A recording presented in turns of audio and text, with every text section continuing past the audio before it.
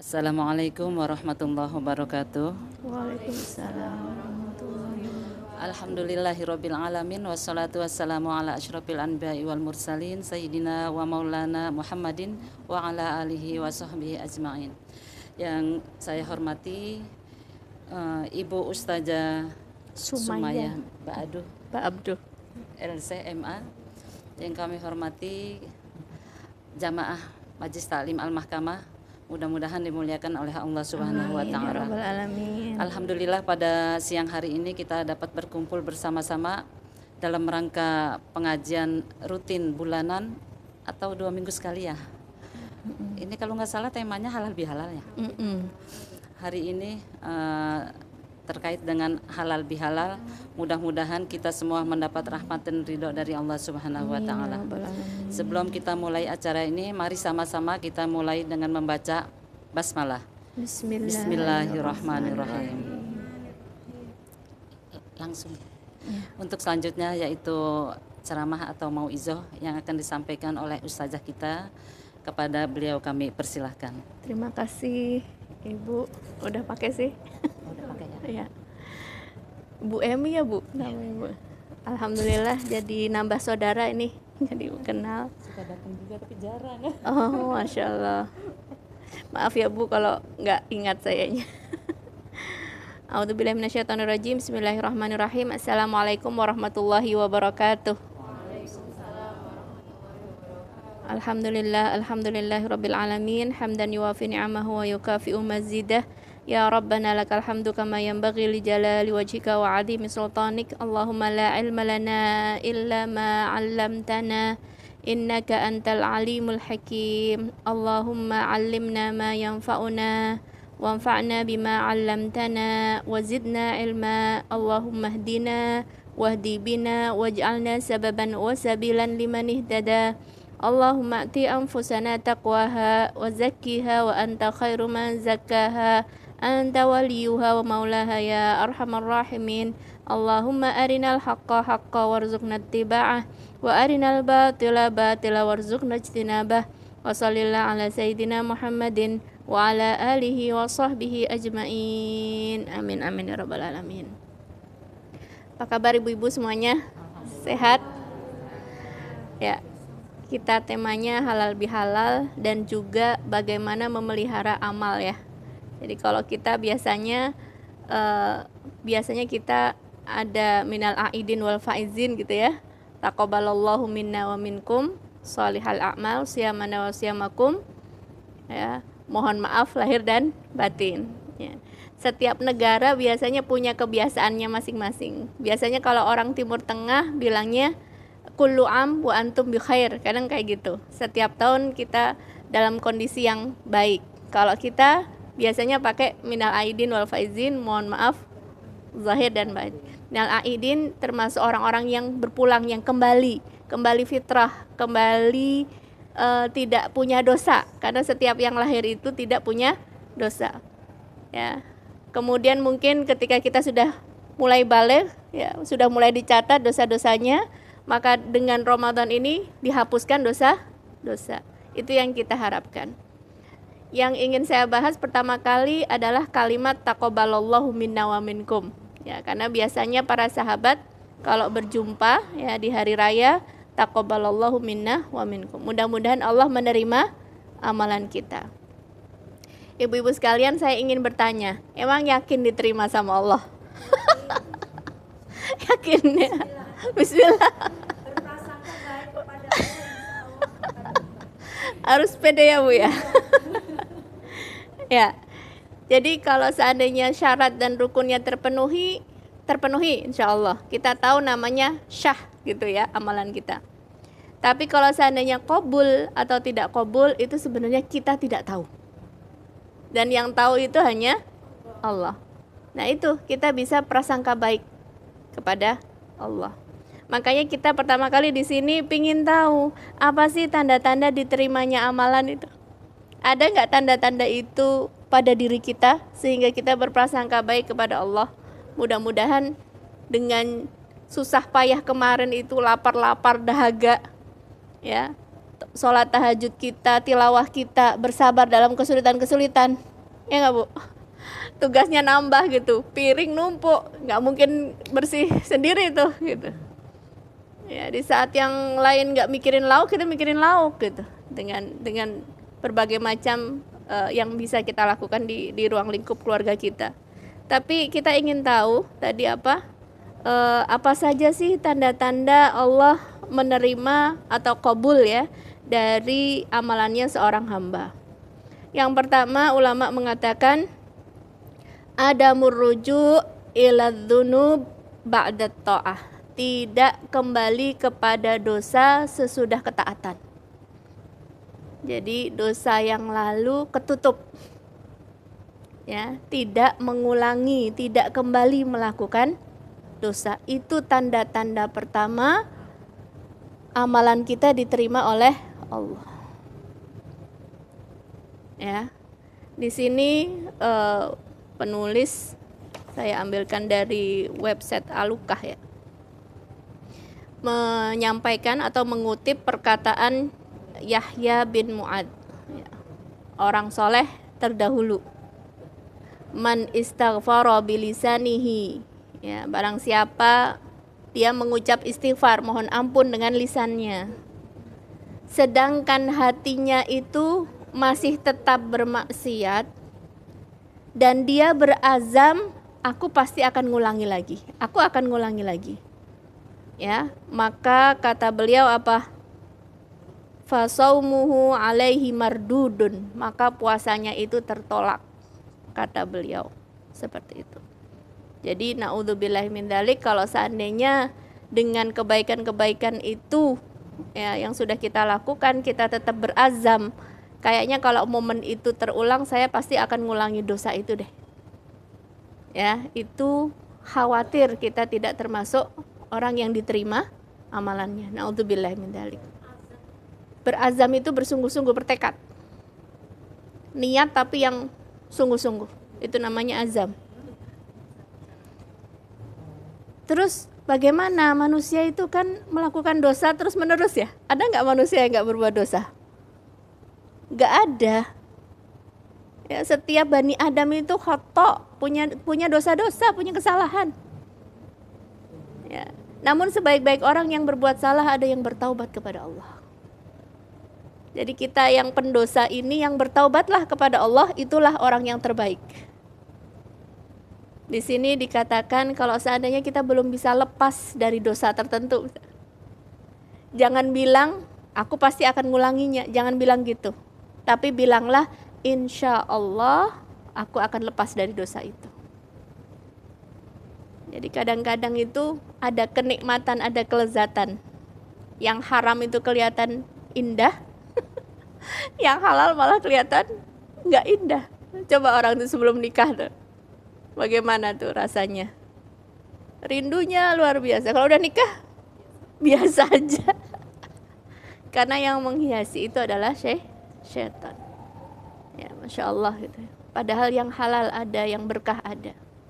Dan nikmatnya itu kata ulama apa? Nikmatnya yang haram itu paling nih, misalkan makanan ya. Nikmat yang haram itu sampai mana sih? Sampai sini doang. Lo kelihatan di mata indah, menggiurkan. Ketika dimakan lezat, enak. Sampai sini doang, sampai sini. Sama aja nggak itu yang halal sama yang haram? Sama aja. Ketika lebih dari tenggorokan, yang masuk ke perut kita itu apa? Sama saja apakah itu halal atau haram. Demikian juga misalkan lawan jenis ya. Ya. Kelihatannya ganteng banget, tapi begitu udah nikah, padahal itu sama persis seperti pasangannya di rumah misalnya. Ya, tapi yang haram itu kelihatan indah. Jadi yang pertama adalah ada merujuk, tidak kembali mengulangi dosa-dosa.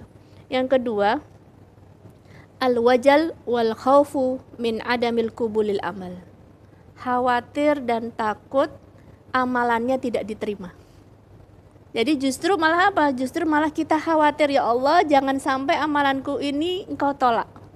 Engkau tahu hamba ini penuh dengan riya, penuh dengan kesombongan, tapi Engkau maha mengampunkan dosa, ya Allah.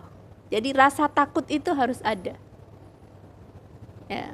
Saya mungkin pernah menceritakan, ada kisah yang diceritakan oleh Syekh Muhammad Hasan Yakub.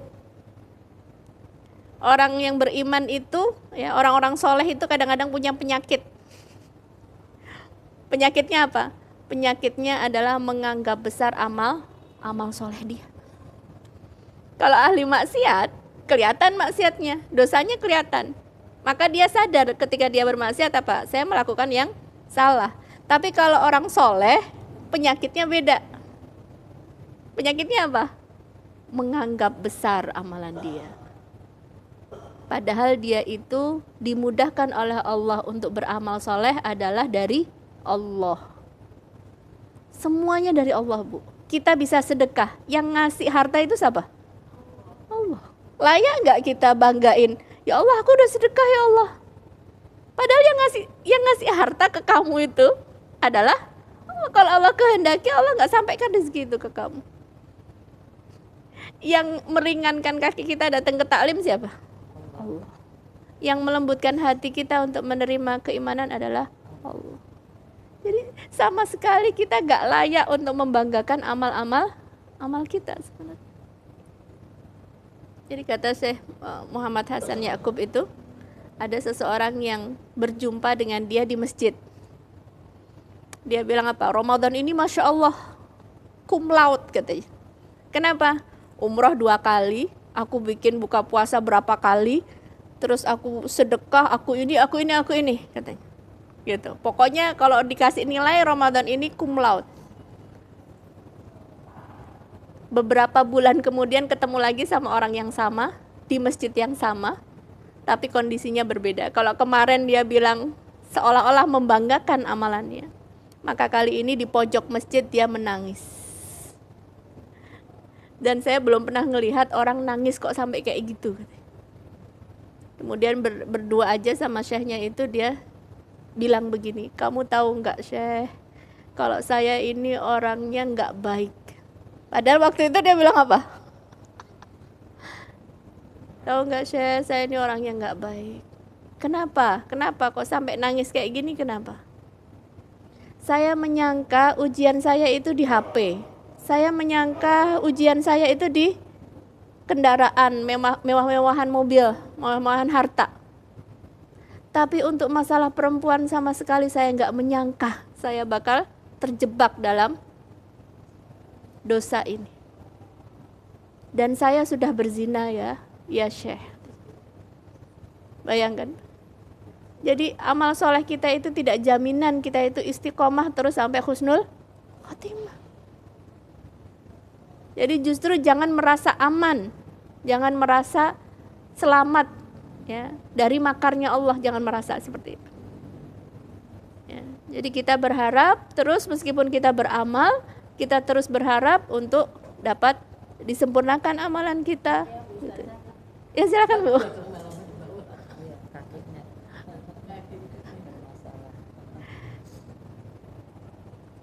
Jadi yang kedua tadi apa Bu? Khawatir amalannya tidak terima. Dalilnya apa? Dalilnya ada. Dalam Al-Quran dikatakan, faman yashkur fa innama yashkuru li nafsih. Barang siapa bersyukur, sesungguhnya dia bersyukur untuk dirinya sendiri. Ya. Kemudian ada lagi, walladzina yu'tuna ma ataw wa qulubuhum wajilatun annahum ila rabbihim raji'un. Quran surah Al-Mu'minun ayat 60. Orang yang sudah melakukan sebuah perbuatan, kira-kira terjemah bebasnya seperti itu ya. Orang yang sudah melakukan perbuatan, alladzina yu'tuna ma ataw wa qulubuhum wajilah, dan hatinya ketakutan, wajilah, takut. Annahum ila rabbihim raji'un. Ya, dan dia sadar bahwa dia akan kembali kepada Allah. Ketika mendengar ayat ini, Aisyah bertanya kepada Rasulullah, siapa ini orang yang sudah melakukan perbuatan kemudian ketakutan? Ya Rasulullah, apakah dia orang yang yashrabunal khamr wa yasrakun? Apakah dia itu orang-orang yang minum minuman keras, mabok, judi dan seterusnya? Kata Rasulullah apa? Enggak. Bukan. Mereka adalah orang-orang yang yasumun, yusallun, wa yatasaddaqun. Orang-orang yang sholat, yang puasa, yang sedekah. Tapi mereka takut untuk tidak diterima amalannya oleh Allah. Masya Allah. Jadi sudah beramal soleh. Ya, bukan orang-orang yang melakukan dosa, tapi udah beramal soleh. Tapi dia khawatir, ya, karena saking besarnya haknya Allah di hadapan dia khawatir Allah tidak terima, tidak berkenan dengan amalan yang sudah dia perbuat. Kita melakukan sesuatu itu pasti tergantung sebesar apa orang itu di hati kita, Bu. Misalkan kita mau ngunjungin teman, kita beli buah nih ya. Beli buahnya yang bagus apa yang jelek? Yang bagus kan? Tapi kalau seandainya orang itu adalah orang yang lebih daripada teman biasa, ya kan? Maka kita akan memastikan tuh buah yang kita beli itu lebih bagus lagi. Karena apa? Jangan sampai mengecewakan. Ya, jangan sampai dia justru tersinggung dengan apa yang kita berikan. Misalnya. Lalu bagaimana Allah? Lalu bagaimana Allah? Dia yang punya langit, dia yang punya bumi, dia yang tahu ya detak jantung kita itu tetap berdetak atau tidak keesokan harinya. Jadi itu yang kedua adalah tetap merasa takut meskipun sudah beramal soleh. Khawatir ya, khawatirnya bukan khawatir berlebihan, tapi merasa tidak sempurna, maka dia khawatir apakah saya sudah melaksanakan dengan baik atau belum ya Allah. Kemudian yang ketiga adalah tanda-tanda ya, masih tanda-tanda ya. Tanda-tanda diterimanya amalan adalah at-taufiq ila a'malis sholih. Mendapatkan taufik, dimudahkan untuk beramal soleh sesudah amalan tersebut. Jadi kita bertanya nih, sesudah Ramadan ini masih lanjut apa enggak? Atau kembali ke mode ke apa namanya? Kesetelan pabrik. Jadi orang itu bermacam-macam, Ibu. Ada yang sebelum Ramadan, ketika Ramadan, bahkan sesudah Ramadan gak ada efeknya sama sekali sama dia. Jadi Ramadan berlalu ya gak ada perubahannya. Dia menganggap yang namanya Ramadan itu cuman ganti waktu makan gitu. Yang biasanya makan 3 kali jadi 2 kali gitu. Jadi gak ada efeknya sama sekali. Ada orang yang bersungguh-sungguh di bulan Ramadan, tapi begitu selesai Ramadan, alah sudah cukup, aku menahan dahaga. Tapi ada yang ketiga, yang apa? Yang dia ketika Ramadan dia bersungguh-sungguh, dan sesudah Ramadan dia ingin terus meneruskan kebaikan-kebaikan yang sudah dilakukan pada saat Ramadan. Jadi di antara ciri-ciri diterimanya amalan adalah melanjutkan amal soleh. Makanya kata Nabi apa? Barang siapa berpuasa Ramadan tsumma atba'ahu sittan, ya, kemudian diikuti 6 hari, bagaikan dia berpuasa sepanjang tahun. Jadi ikutilah amal solehmu itu dengan amal-amal yang lainnya. Jangan justru selesai Ramadan alhamdulillah selesai tutup buku. Tapi justru kebaikan-kebaikan bagi orang yang mungkin tidak terbiasa membaca Al-Quran kecuali Ramadan, maka sekaranglah waktunya untuk kembali membuka, ya, kembali dibaca, kembali tilawah, meskipun ya sedikit sesuai dengan kemampuan kita. Jadi yang keempat tadi apa? Ketiga ya, mendapatkan taufik untuk beramal soleh. Kita sampai pukul berapa nih? Ini jam 14. Hah? Sampai jam 1. Tanya jawabnya berapa menit? 10. Kita lanjutin dulu ya. Yang keempat, istisgharul amal wa adamul ujubi wal ghurur. Menganggap kecil amalan, menganggap remeh amal kita. Ya. Dan jangan ujub. Kayak tadi contohnya masih berhubungan ya, wal ghurur, dan juga GR dengan amal kita. Jadi apapun yang sudah hamba kerjakan, kalau dibandingkan dengan haknya Allah, maka itu tidak ada apa-apanya. Apapun amalan yang sudah dikerjakan, meskipun itu yang besar banget. Dia sedekahkan seluruh hartanya meskipun begitu. Maka itu tidak akan menandingi rasa syukur nikmat kepada satu nikmat Allah. Misalkan nikmat mata, bisa melihat. Kalaupun kita beribadah sepanjang hidup kita itu nggak bisa membayar itu. Dari saking besarnya. Ya, jadi kalau dari Allah itu maha sempurna, harusnya apa? Harusnya mendapatkan kesempurnaan ibadah dari hambanya. Tapi hambanya nggak mungkin. Hambanya pasti capek. Hambanya perlu tidur. Hambanya perlu istirahat. Hambanya juga perlu hiburan sesekali supaya tidak bosan. Jadi Allah tahu kalau hambanya itu penuh dengan kelemahan. Maka jangan menganggap sempurna amalanmu. Bahaya kalau menganggap amalan sempurna. Bukankah iblis itu jadi dapat martabat disejajarkan dengan malaikat karena apa? Iblis karena beribadah. Ibadahnya itu dari saking bagusnya ibadahnya sampai disejajarkan sama malaikat. Ya, tapi demikian pun ya ketika diuji dengan makhluk yang baru yang namanya Nabi Adam, diminta untuk, lah aku kan lebih baik dari dia ya Allah. Khalaqtani min nari wa khalaqtahu min tin. Engkau menciptakan aku dari api dan engkau menciptakan dia dari tanah. Coba ibu perhatikan kalimatnya apa? Engkau menciptakan aku. Berarti dia sadar betul gak ciptaannya Allah? Iblis itu benar. Dia sadar kalau dia itu ciptaannya Allah, tapi dia songong. Gak mau patuh sama perintahnya. Jadi kalau gak mau patuh pada saat apa tadi? Disuruh untuk sujud, maka itu adalah sebuah kedurhakaan. Lalu bagaimana kita yang tidak mau ketika diperintahkan oleh Allah melakukan ketaatan?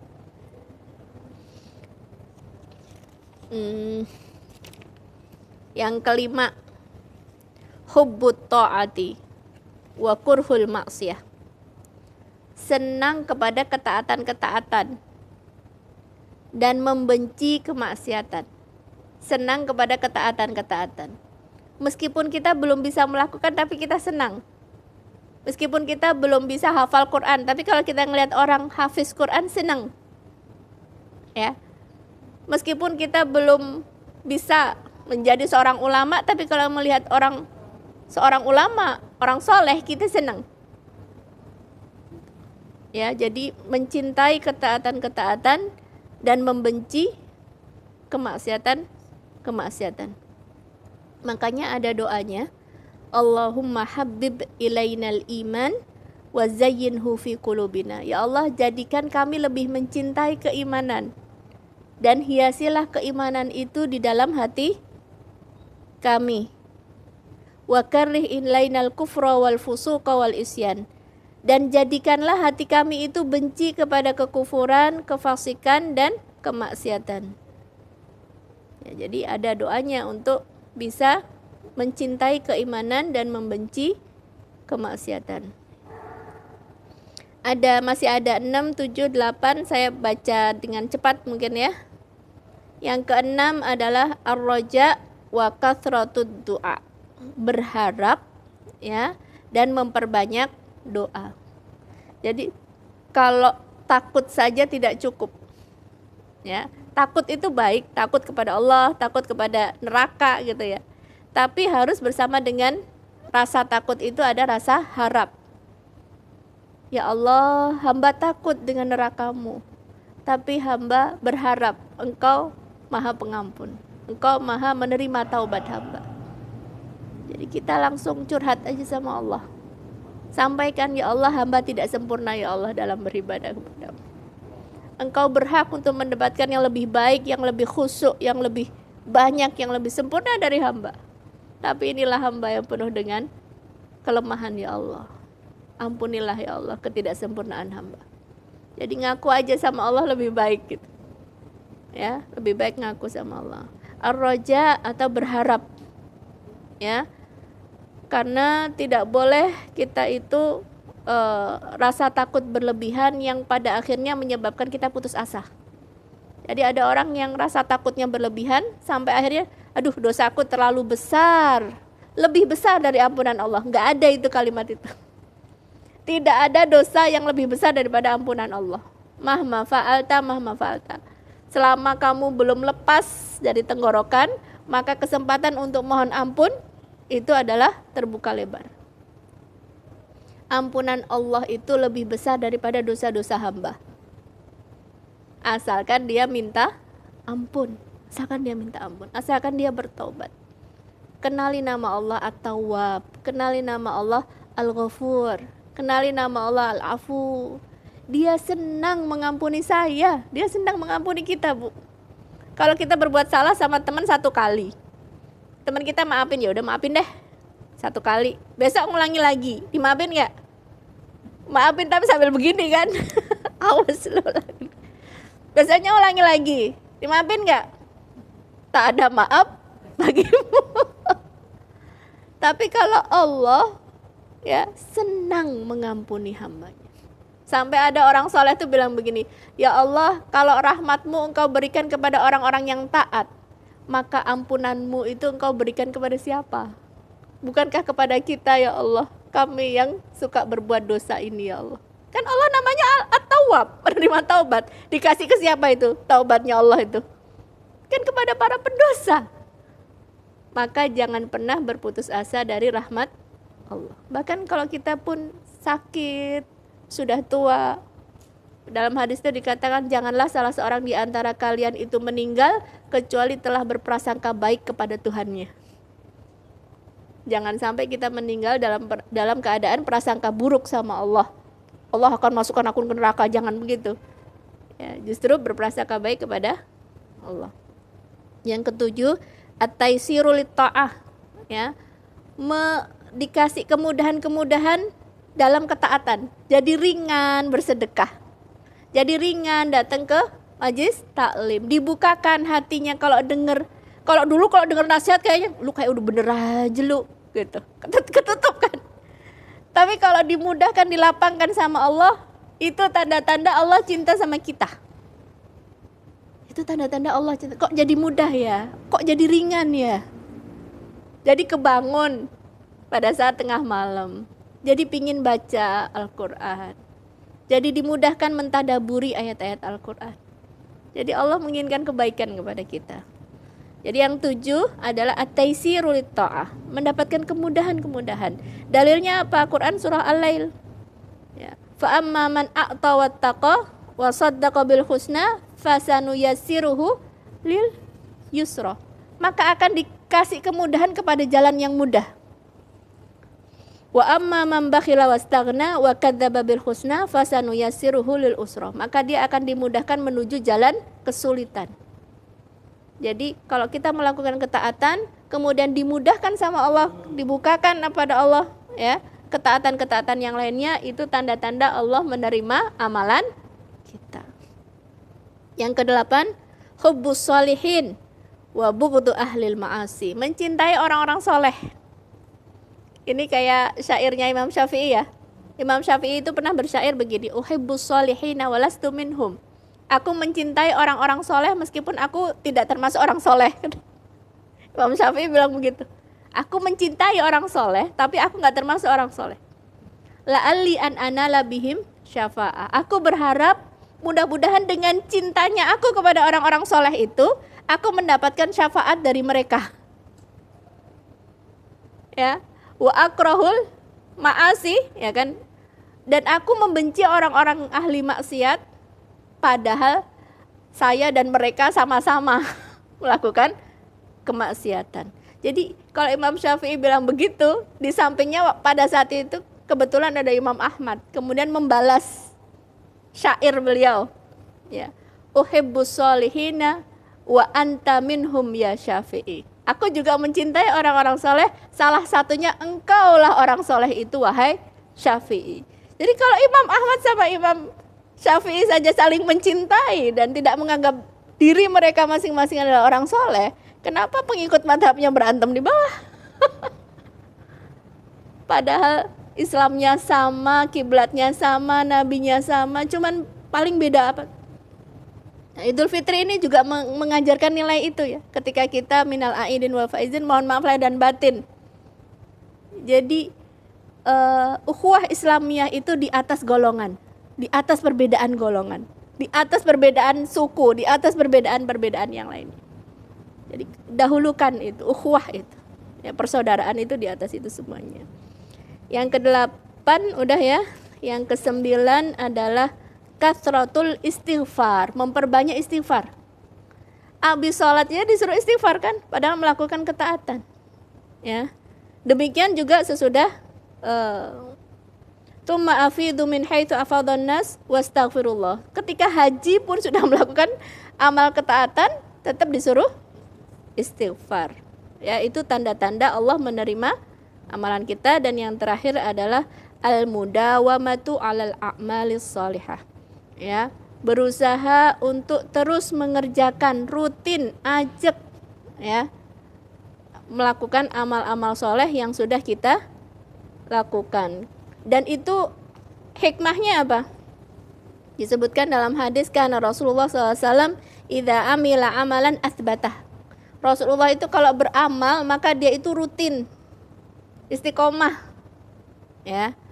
Bahkan hikmahnya dalam hadis dikatakan idza maradal abdu aw safara katabalahu mithla ma kana ya'malu muqiman sahihan. Kalau seandainya seseorang itu sakit atau sedang musafir sehingga dia nggak mampu beribadah, jadi dia lagi sakit atau lagi musafir, maka tetap dicatat amalannya sebagaimana dia tidak musafir dan juga sedang sehat. Jadi kalau kita rutin selama 5 tahun selalu tahajud, kebetulan lagi mudik, kebetulan lagi sakit sehingga kita nggak ibadah, itu tetap dicatat, Bu. Jangankan itu, ketiduran aja dalam hadis dikatakan ya, siapa saja yang dia biasa sholat gitu ya, kemudian tertidur, kalau bahu naum gitu, karena ngantuk akhirnya tertidur, maka tetap dicatat sebagaimana kalau dia rutin melakukannya. Enak apa enak banget tuh? Enak banget kan? Enak banget, itulah pemurahnya Allah. Jadi bermuamalah itu paling nikmat sama Allah, paling menguntungkan sama Allah gitu. Allah alam bisawab. Saya kembalikan ke Ibu. Ya, dibuka. Terima kasih atas tausiah yang telah diberikan oleh guru kita. Ini Bu, Oh, iya. nanti nggak kedengeran.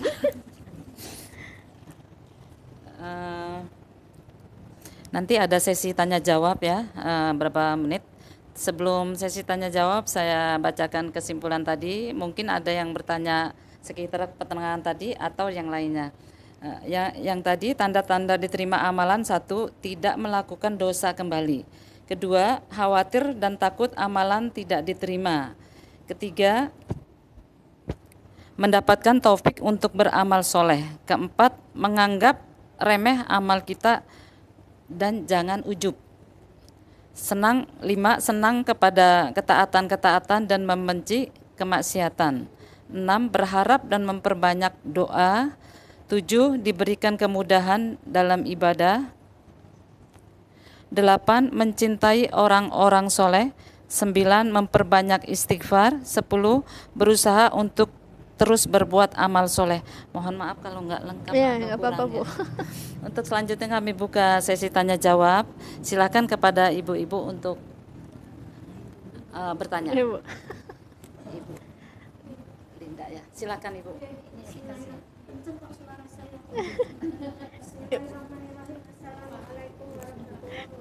Waalaikumsalam. Terima kasih atas kesempatannya.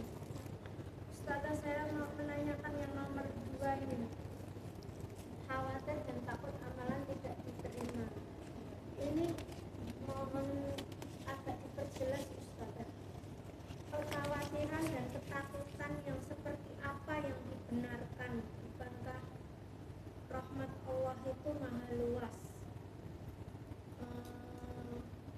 Bahwa kita harus, bahwa ketika berbuat baik itu atas ridho Allah. Jadi insya Allah kalau kita percaya Allah ridho, maka insya Allah baik-baik saja. Maka kekhawatiran dan ketakutan yang seperti apa yang masuk dalam kategori kategori ini? Tadi lupa ngasih syarat kalau bertanya jangan susah-susah.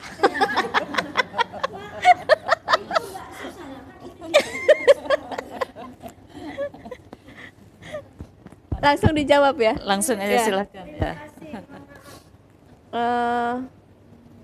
Setiap orang itu melakukan perjalanan interaksi dia sama Allah.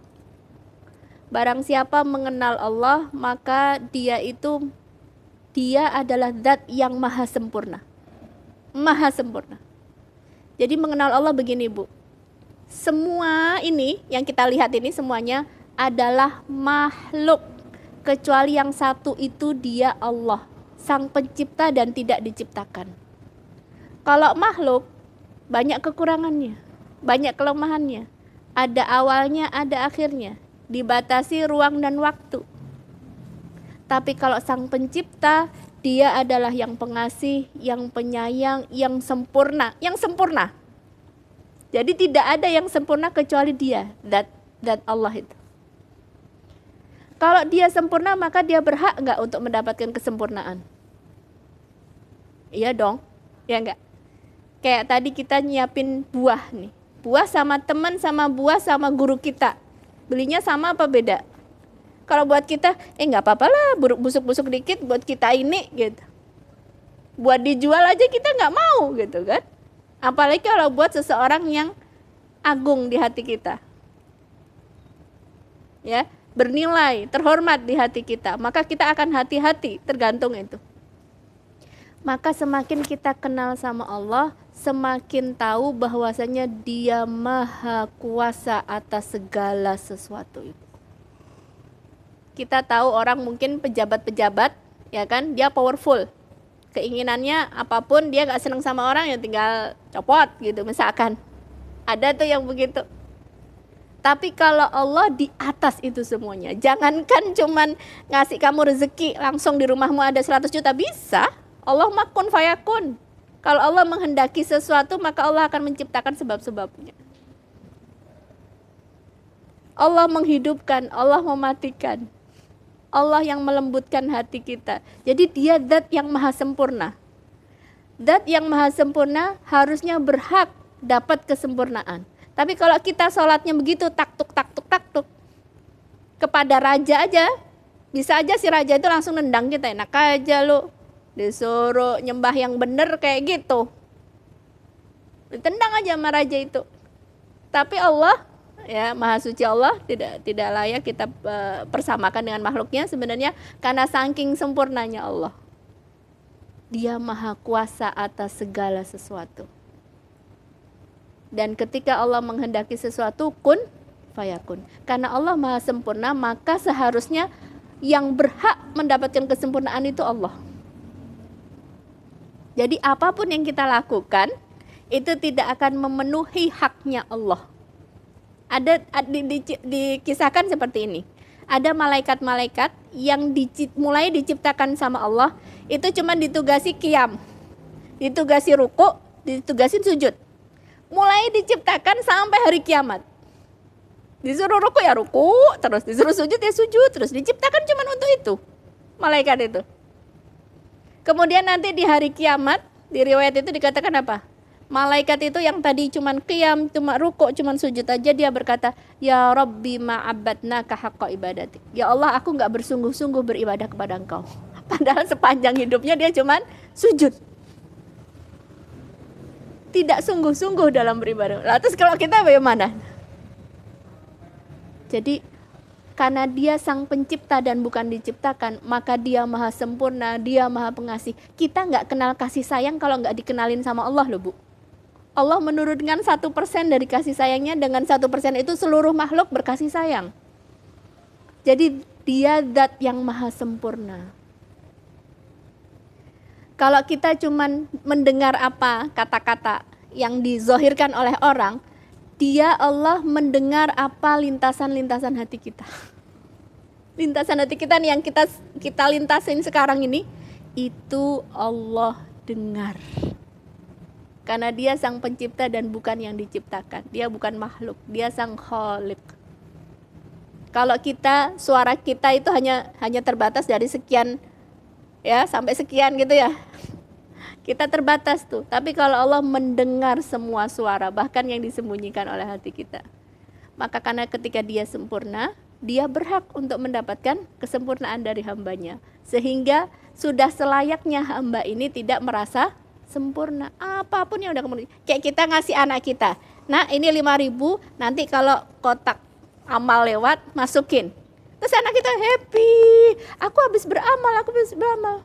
Kita senyum dong. Ya enggak, yang ngasih dia siapa? Kita.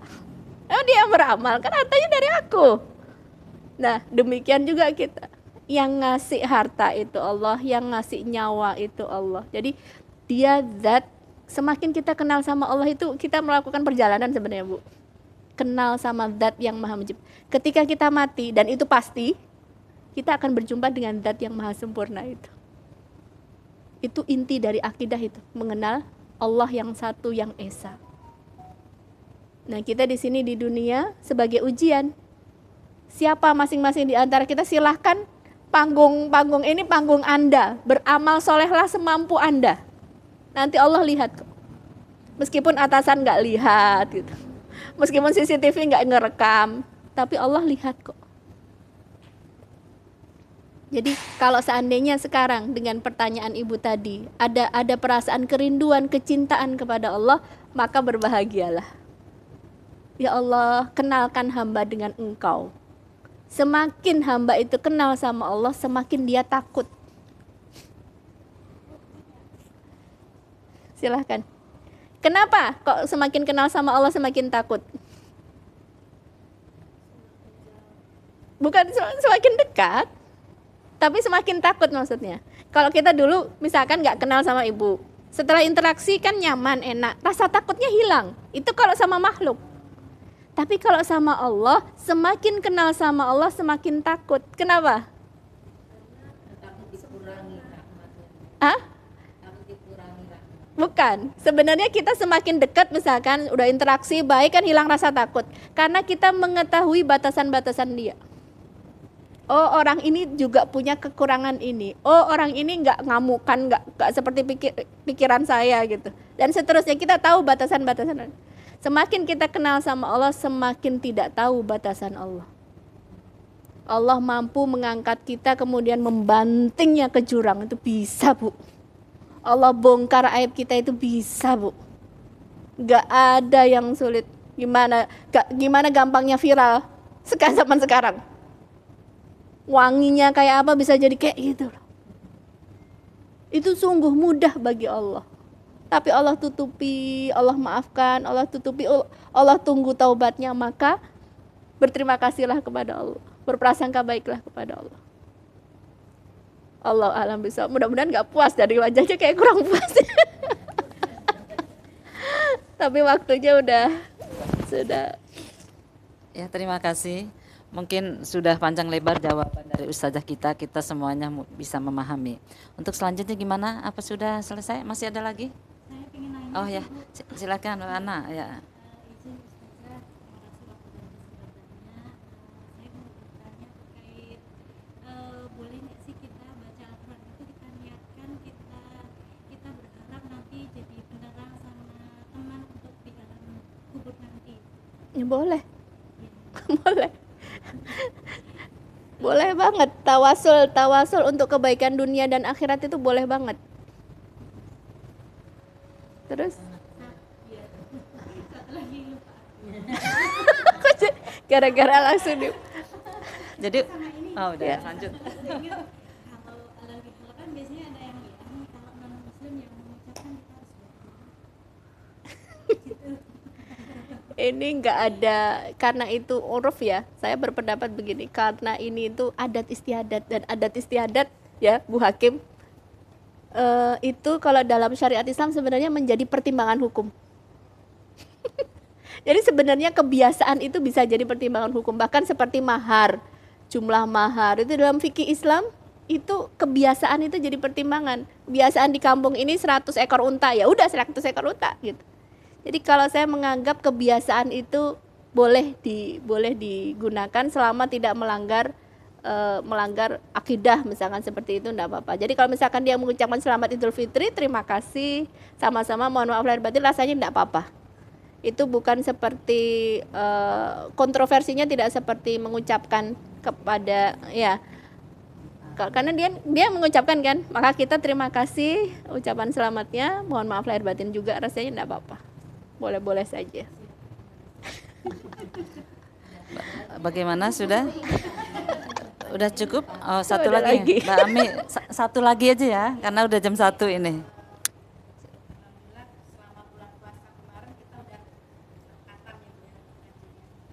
Terus kita mau mulai lagi nih, tapi di HP ini kan ada Al-Quran. Terus kita ngaji di HP ini nanti batas kan ada tuh yang terakhir baca. Nanti kita salin ke Al-Quran tuh boleh nggak? Disalin ke Al-Quran. Maksudnya nanti kita ngaji lagi. Ya boleh, bebas Bu. Datang ke kantor lupa nggak bawa Al-Quran yang di rumah, terusin di mushaf itu boleh, di HP juga boleh, nggak ada masalah.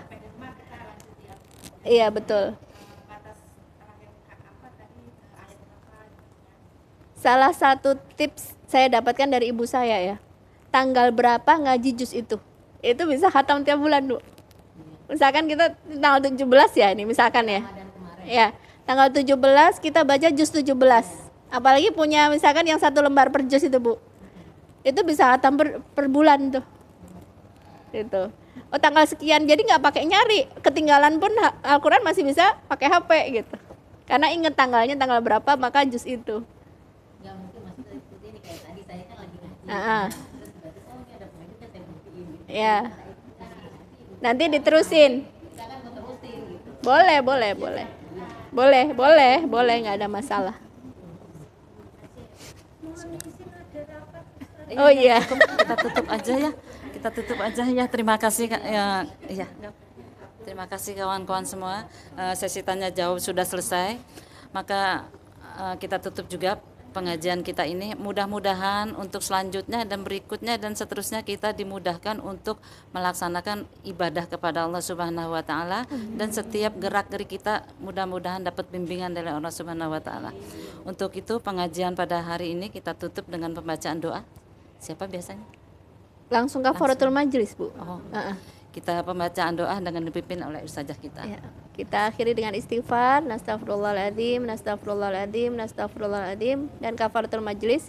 Subhanakallahumma rabbana bihamdik, asyhadu an la ilaha illa anta, astaghfiruka wa atubu ilaik. Mohon maaf lahir dan batin ya. Ya, dari saya juga mohon maaf. Marilah pengajian kita ini kita tutup dengan baca hamdalah. Alhamdulillahirabbil alamin. Assalamualaikum warahmatullahi wabarakatuh. Waalaikumsalam warahmatullahi wabarakatuh.